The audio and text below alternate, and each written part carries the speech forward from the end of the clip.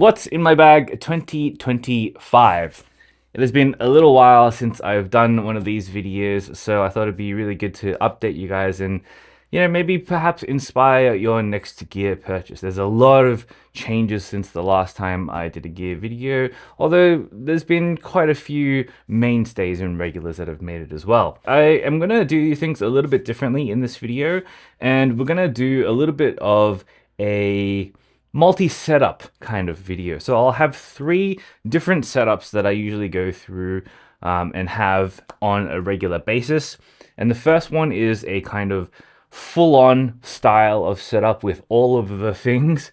This is where I'm doing, campaign shoots or something really important that I'm filming for, or something that is mission critical that I need every piece of gear I need to cover every single scenario for. So scenario one is that. Scenario two is where I want to travel a little bit lighter. It's more of a everyday kind of scenario. Especially living here in Japan, I'm going on road trips all the time. So this will be the kind of scenario that I use quite often, perhaps even the most. And then the last scenario is my super lightweight scenario, which I actually tend to use more than the first scenario because, I don't know, the older I get, the more I like to travel light and not bring a whole bunch of stuff with me, so I'm keeping very light. And for that particular scenario, I'm using this little guy. This is the everyday sling in a 3-liter, very small kind of backpack. And we'll go through that at the end of the video. First and foremost, let's get straight into it. The bag.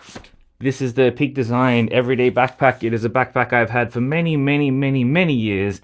And I have an entire graveyard over there of backpacks, camera backpacks that I've tried to integrate into the workflow and make part of my everyday kit. But nothing has stayed in my everyday kit as long as this bag. It's amazing. I am a person who doesn't like to put their bag on the ground when I'm out shooting. I always like to have my bag on my backpack, especially so that I can, swing it around like this and then open it up straight away and get my stuff. That way I know that I'm always in arm's reach of the gear that I might need at any given time.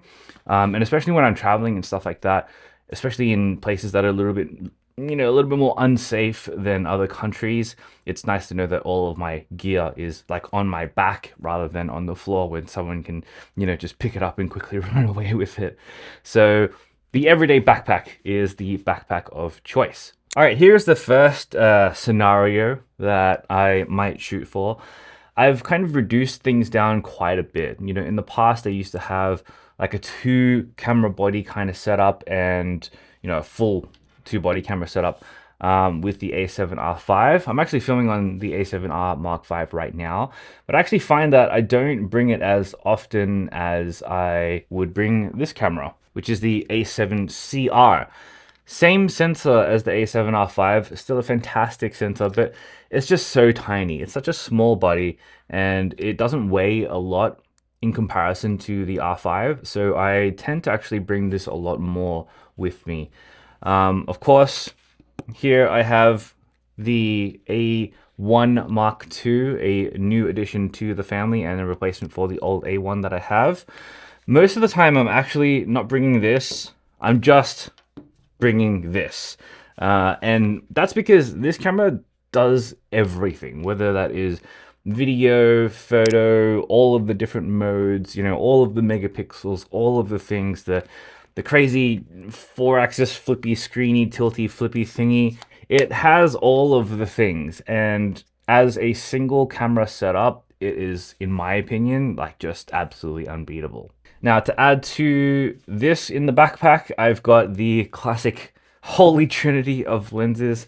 So we've got the 1635 here for all of the wide stuff. This is my main landscape lens, so I'm mostly taking this at 16, maybe 24 or something like that, something super wide. It's a workhorse. It's an absolute workhorse of a lens, and this is the GM2 version of the 1635. Next is the 2470, also a GM2. I've been using this so much over the last few years. Originally, I was a person who would shy away from 24-70s historically. Just it kind of felt too easy for me, kind of cheating for me. And now I've just come over to the dark side completely, and I use a 24-70 all the time because it does all the things. It shoots most scenarios mostly well. In the past, I would just use a combination of these two and kind of skip the middle, but yeah, lately it's sometimes even just these two, and that's kind of it.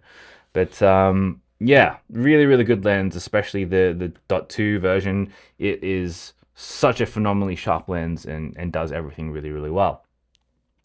The big boy is the 7200, also a GM2 as well. Incredibly sharp, fairly light, flickable. I can do kind of this with the fingertips kind of thing. It's a really, really great lens and absolutely irreplaceable in a landscape photographer's kit, that's for sure.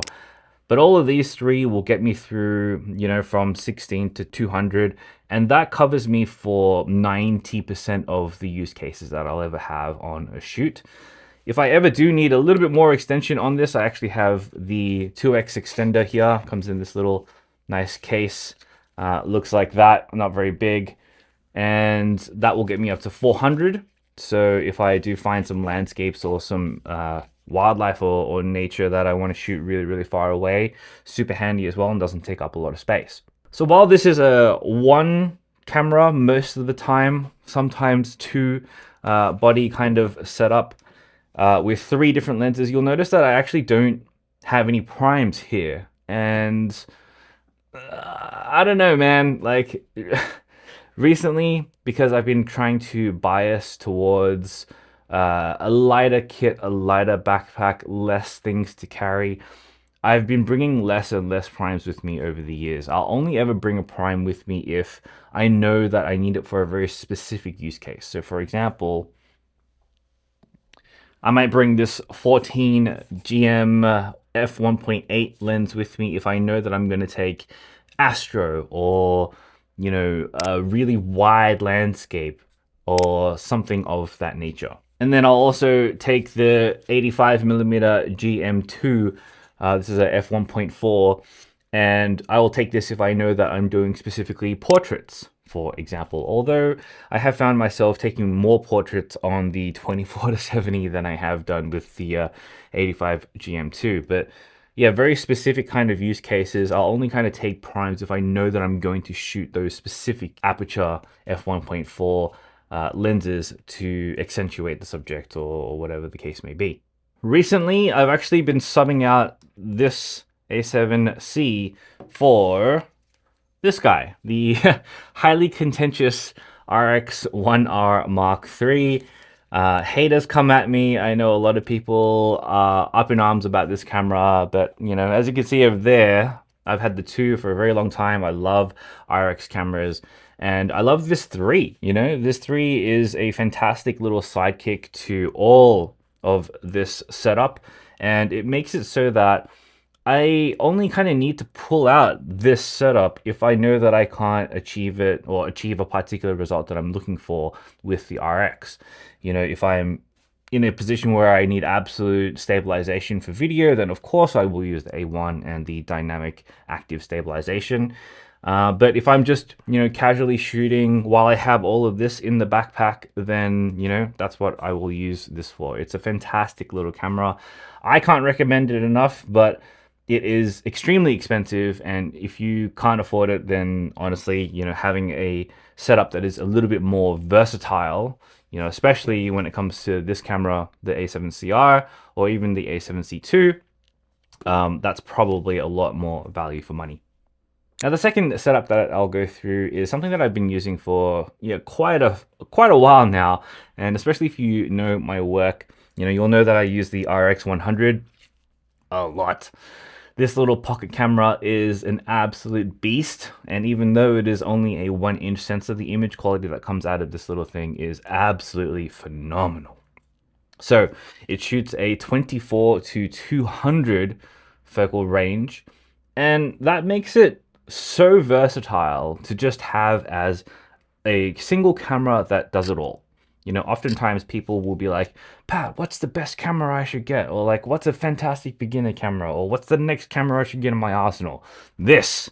Always this. Of course, you can use your phone and what have you, and those are always really good options to have as well. But I think a compact camera that has a very wide focal range, 24 to 200 is huge.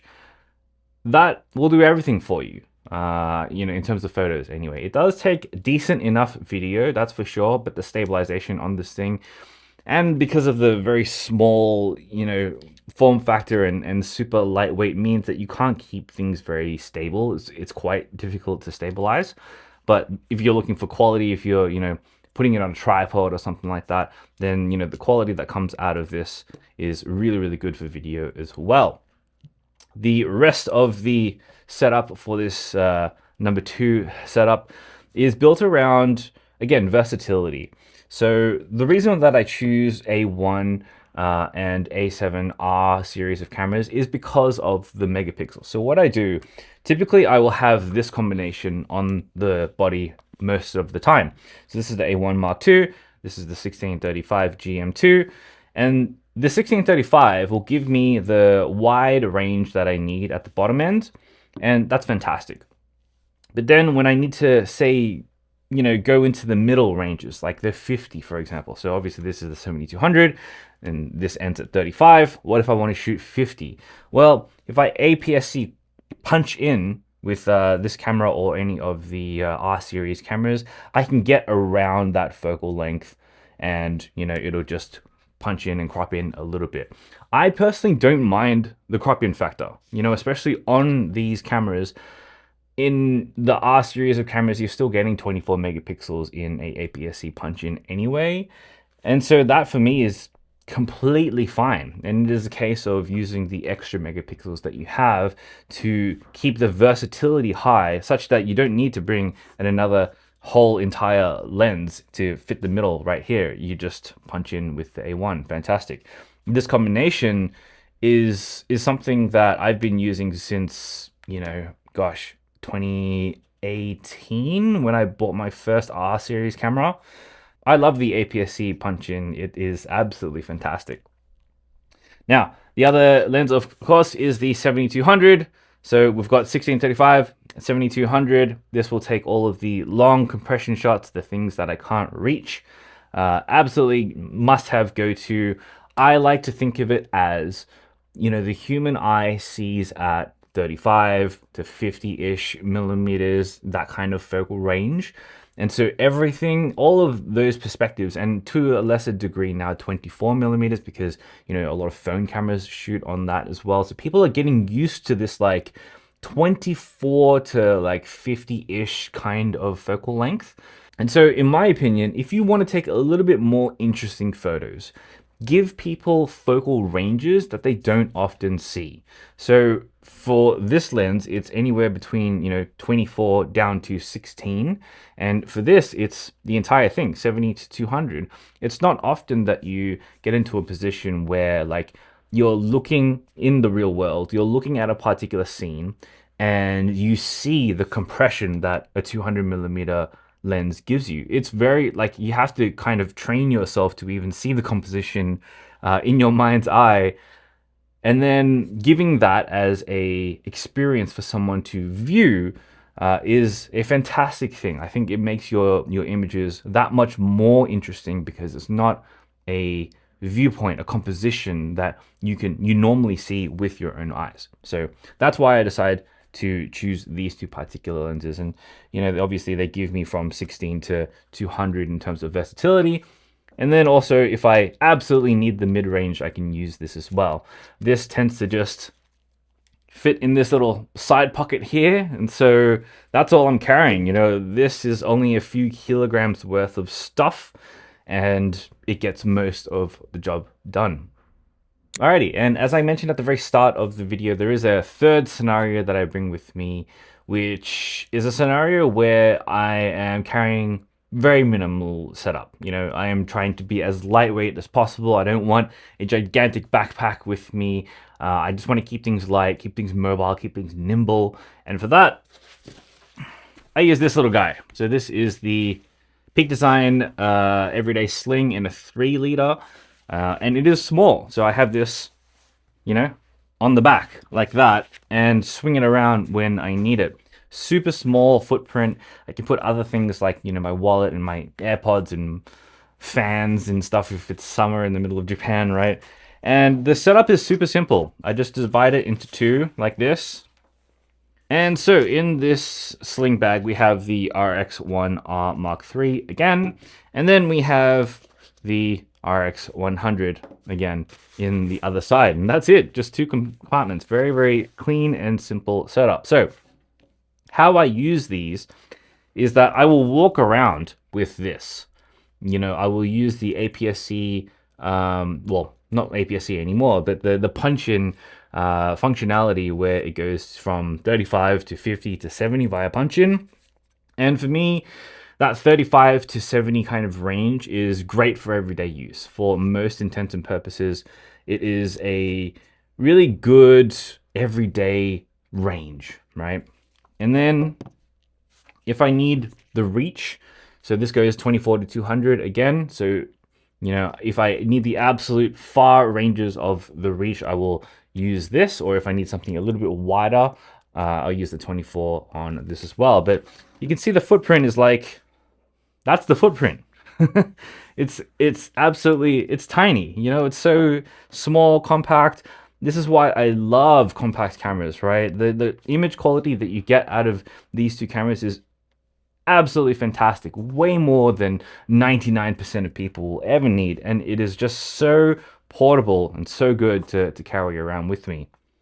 Now, as you might have gathered already, these two cameras are kinds of like, I think of them as substitutes. In many ways, this RX1R Mark III replaces this lens for me most of the time anyway, when it comes to like a lightweight setup, minus when I'm doing all the commercial stuff in setup 1 and stuff like that. But if you compare the size, right, between these two different devices, these lenses, this lens and this body, the size wins out when it comes to the RX1R. Not only that, this as a standalone device means that I can, record video on it and all that kind of stuff as well.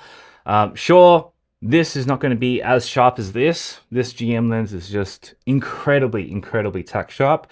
But the way that I'm thinking about using all of this gear just in general is, how can I replace things and swap things out and have a direct comparison or direct replacement for the focal ranges that it covers. So I do this a lot with this guy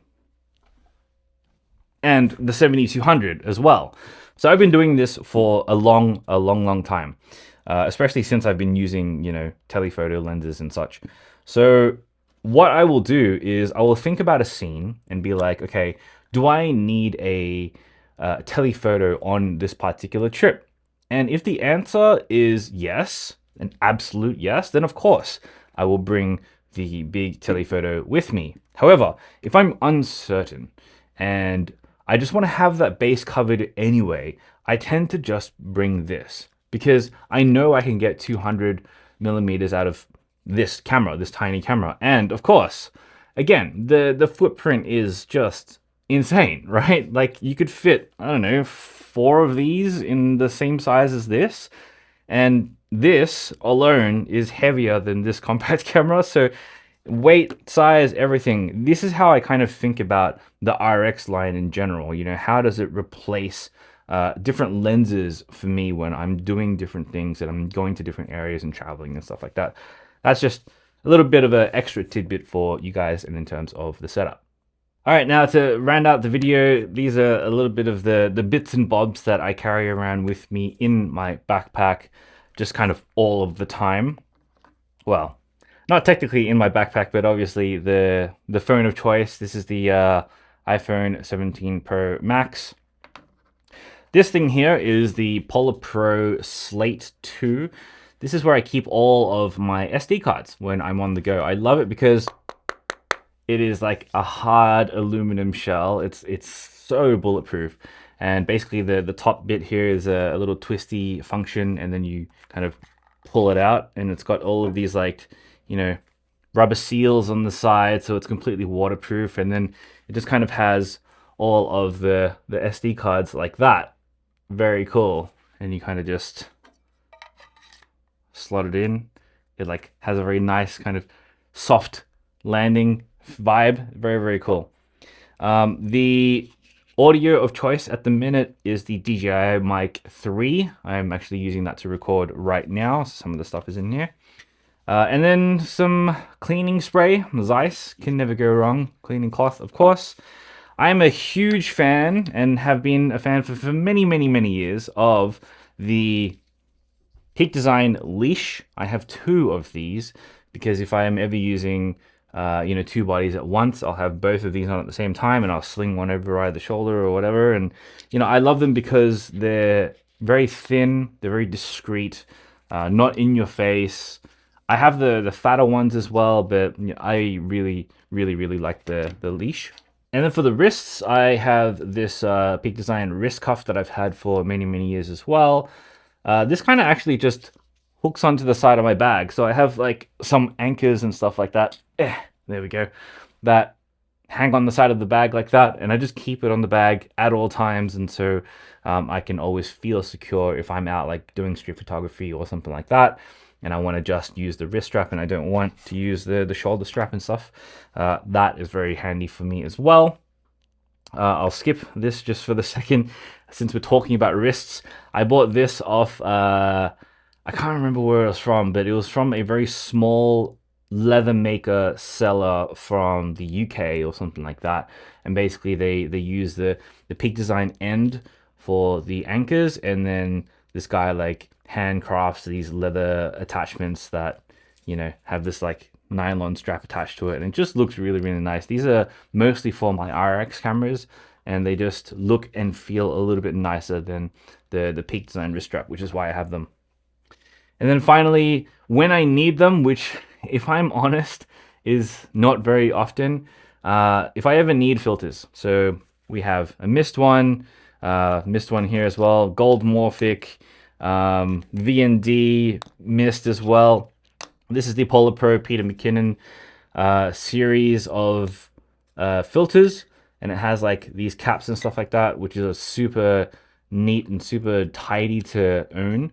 And basically they're magnetic, so you can like kind of attach them like that, and then they'll have a home for you. And I like that it has, you know, the front and the back, and it's just a very clean setup, and it just means that you're never going to get any scratches or anything on your filters. All right, and that's it for this 2025 version of what's in my camera backpack. What did you think? So let me know in the comments below if you've done any upgrades to your camera gear this year. And just before you go, don't forget that I've launched my creative business mentorship, The Creative Leap. So if you're looking to really transform your creative career, then head on over to patk.studio. All right, I'll see you in the next video. But until then, get out there and make something that matters. Peace.